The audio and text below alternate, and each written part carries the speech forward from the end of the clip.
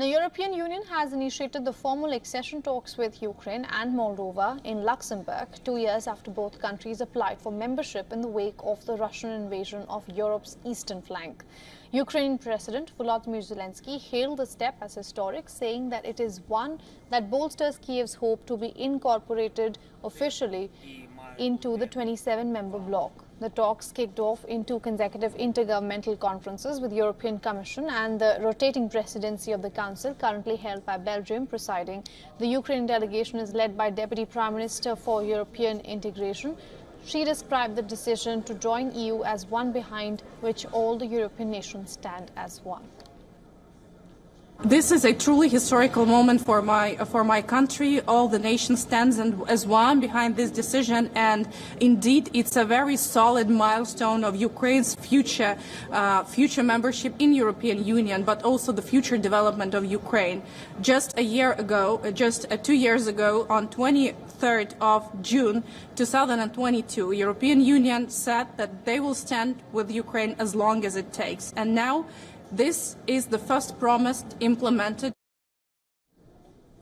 Even as Kiev realizes that its dream of finally making to the negotiations table, the joining is likely far-fetched and years away. Ukraine's path to accession is complicated by the war, and this means that the country at this stage can work progressively towards meeting preconditions for an entry. But the enlargement process will entirely depend on how fast the hostilities with Russia cease and the post-war reconstruction efforts begin. On the other hand, Kiev's corruption indices render it unprepared for meeting accession criteria, in contrast to recent entrants like Bulgaria, Romania and Croatia. Hungary, a steadfast ally of Russia's President Vladimir Putin, has dropped its opposition to Ukraine's graduation to the EU membership for now, but Budapest has cast doubt about European Commission's assessment that Ukraine is ready. EU granted candidate status to Ukraine in June last year in what was described as a watershed moment. It agreed to open accession talks in December of 2023. While starting on the long path to EU membership is a huge boost to morale in the embattled country on the prospect of freezing war on the front lines, this is what Ukrainian presidential advisor had to say. To freeze the war at the current front lines where the active fighting is taking place would be strange, as it is Russia that is on the territory of Ukraine. It is Russia that has violated international law, and freezing the war at the current front lines will not stop the war as such. It will only prolong it. Kiev says that any peace plan for Ukraine for cessation of hostilities should be fair and based on international law. I would like to reiterate that Ukraine has an absolutely clear understanding, and it is spelled out in the peace formula proposed by President Zelensky. It is clearly stated there that peace can only be fair and peace can only be based on international law.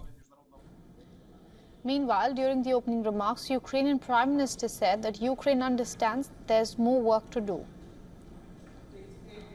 We will do everything within our power to achieve this. We fully understand that there is still much work ahead of us on the path to accession. We are ready for it.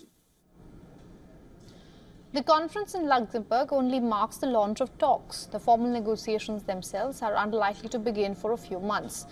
The Intergovernmental Conference has officially started the process of aligning countries' laws and standards in line with the 27-nation bloc's 35 policy areas known as the chapters, which range from judicial rights, security, free movement of goods, fisheries, energy taxation, environment and much more. As the preparations get underway with dozens of institutional and legal reforms in the making, Ukraine hopes to join the bloc by the year 2030. For all the latest news, download the WION app and subscribe to our YouTube channel.